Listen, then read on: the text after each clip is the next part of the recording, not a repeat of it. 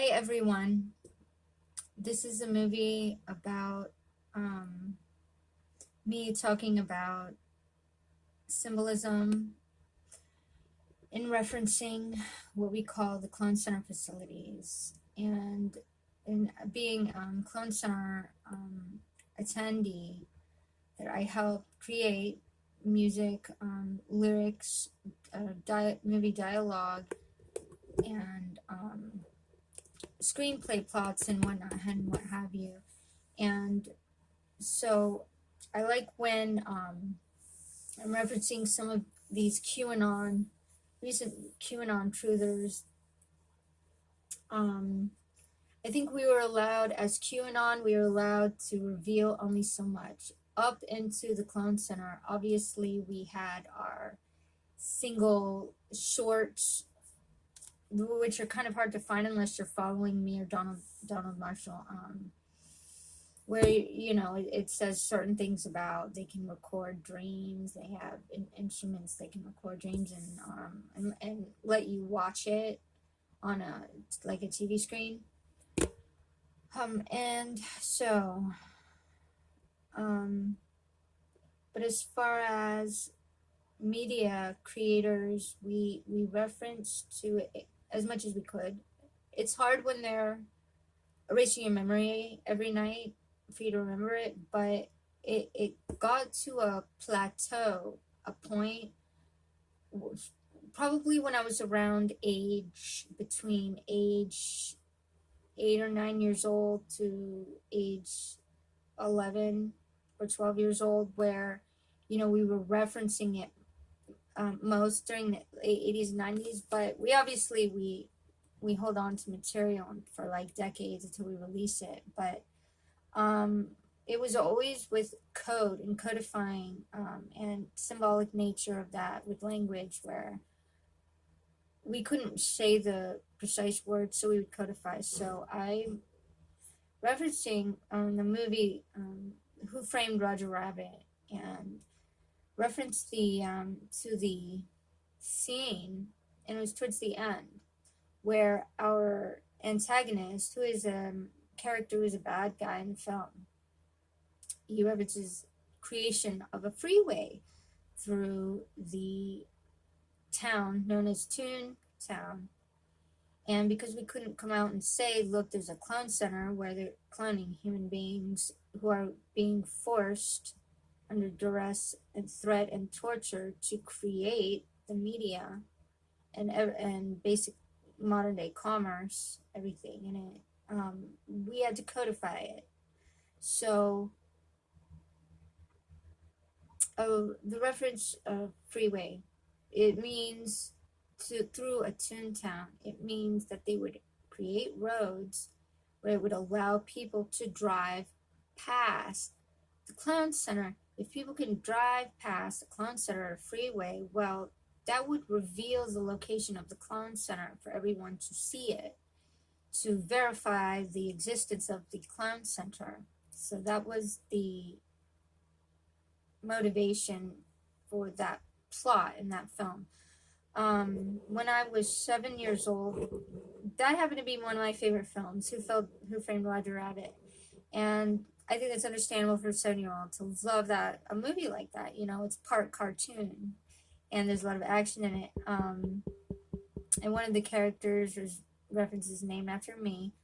I happen to love rabbits, and when I was 7 years old, I had a rabbit, and I actually remember, it's so funny, I actually remember saying I want to be a rabbit because I wanted to, because I was just a 7-year-old kid, and I wanted to keep my pet rabbit, because I had a pet rabbit, I wanted to keep it company, so I would say stuff like that, because I loved my pet rabbit,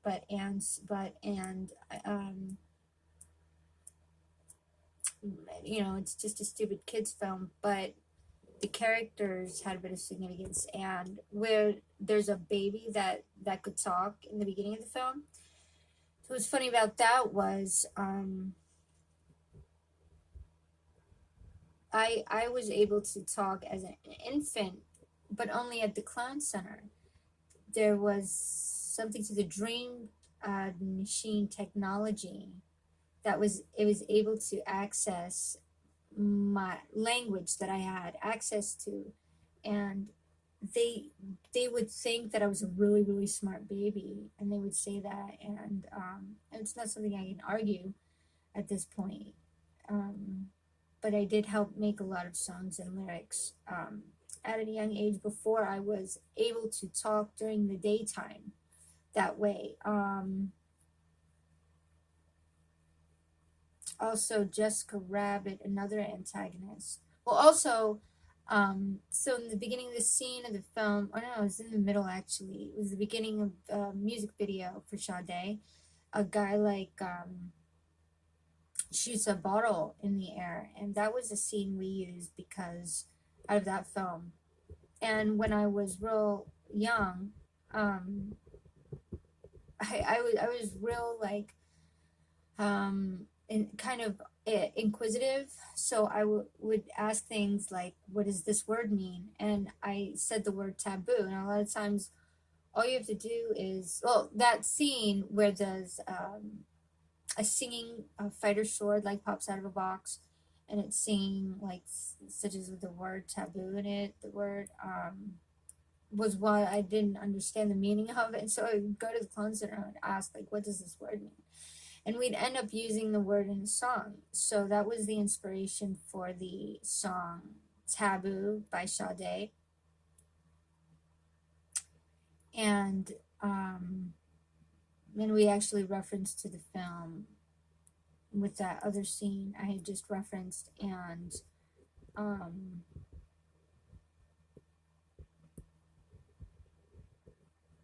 Jessica Rabbit was a lead protagonist in the film as well, and she inspired a bit of a plethora of musicians of that sort as a jazz parlor singer.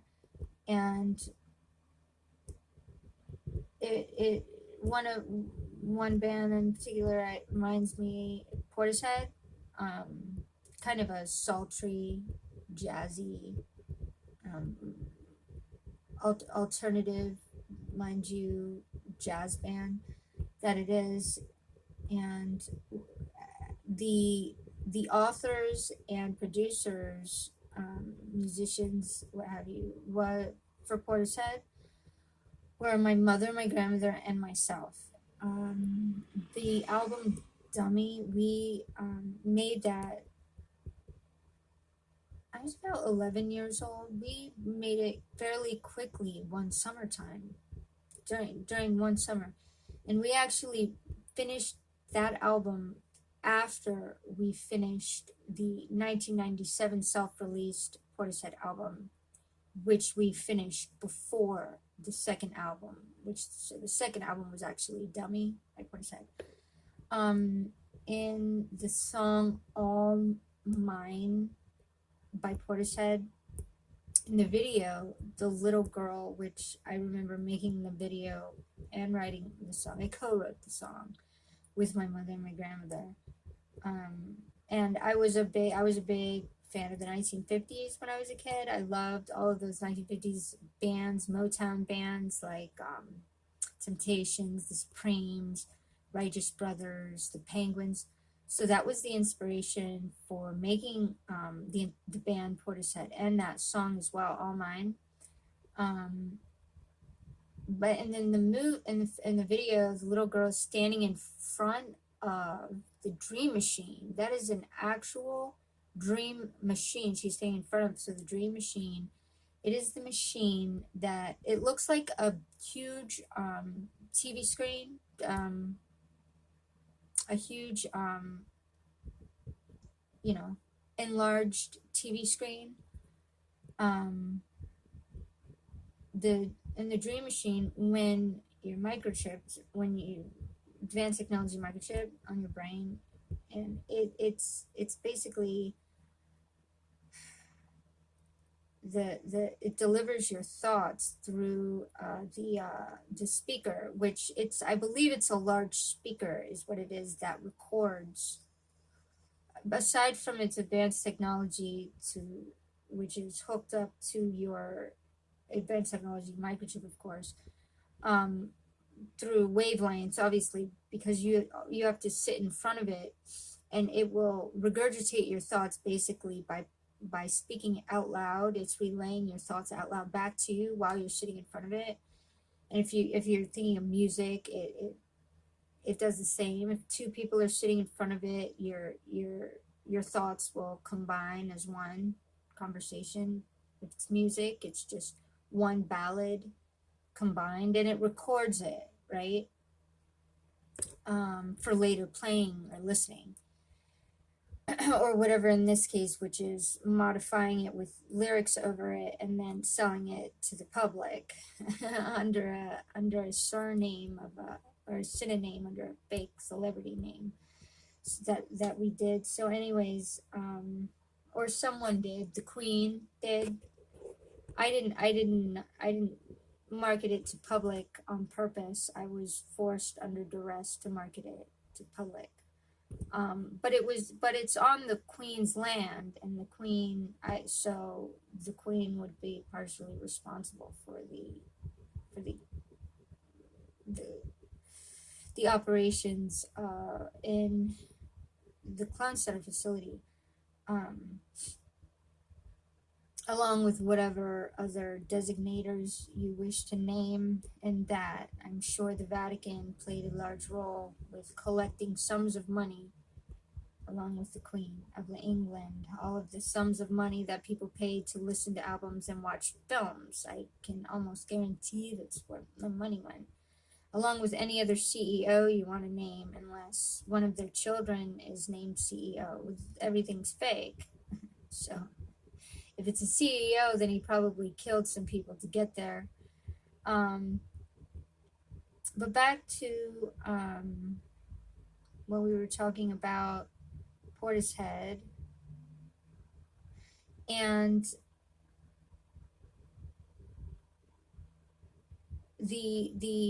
a lot of times, we when we wanted to codify, for instance, when we wanted to codify the clone avatars that we used, I call them clone avatar celebrities. Donald Marshall calls them dead chip heads.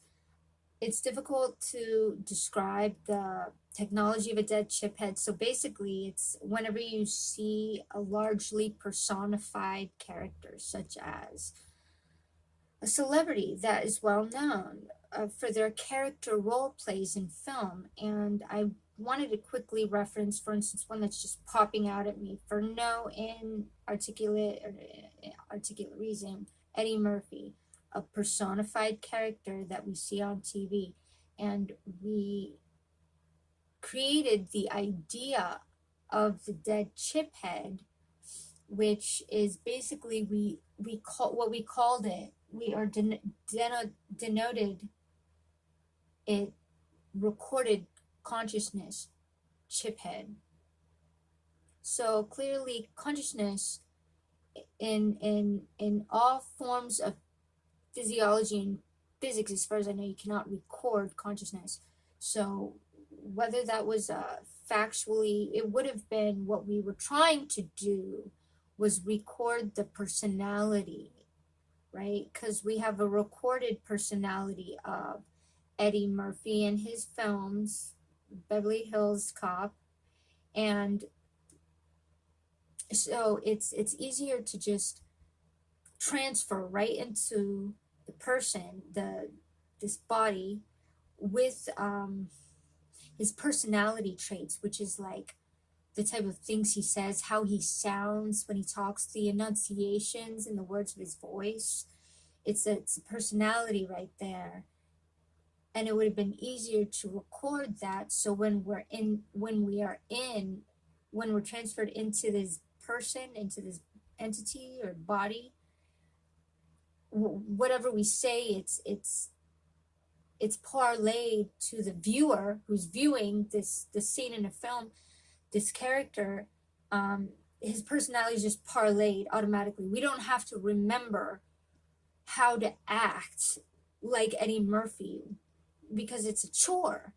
to have to regurgitate the same personality over and over again and do it to such likeness and remember who we are at all times. Like, for instance, we would have to remember we are Eddie Murphy of the time, or we are Arnold Schwarzenegger, you know, et cetera, et cetera. So that was the idea behind the dead chip head. So we would reference to these dead chip heads. They're actually what I call clone center celebrity avatars. We would reference to them in code words, usually in lyrics and songs, and we would call them different things, such as we would call them wax people, we would call them dummies, we would call them mannequins, we would call them skeletons. Whenever we would reference to The Walking Dead, that was another tongue-in-cheek reference to Dead Shiphead. Because you know, a dummy, like a ventriloquist dummy, because those things don't operate on their own. Somebody has to be transferred into it to form its words and make it voice come out of its mouth. Another interesting thing is how beautiful the music is when it sings. And there's something to reference when there's two or more individuals hooked up to a single voice box, where it's an ambience of doubless of spirit that is akin to the voice of the singing entity, where one person can control the range and one person can control the rhythm and the tone, where when we would reach, for instance, really high pitched tone, I think they call it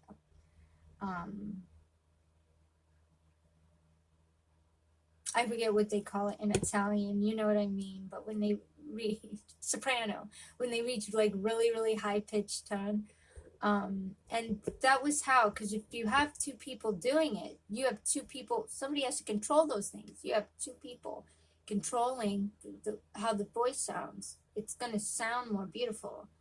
It's just a fact.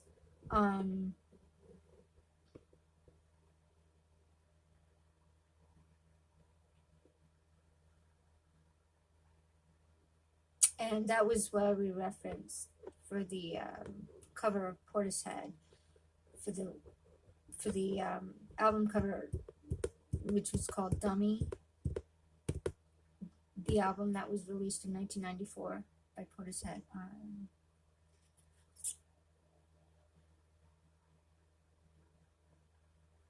But those are examples how one, for instance, one film can reference to several different ideas and spin-offs of how we would reference different things throughout different genre of music and throughout movie as well, and the inspirations of those ideas and where they came from. Thank you for listening, folks. Have a great night.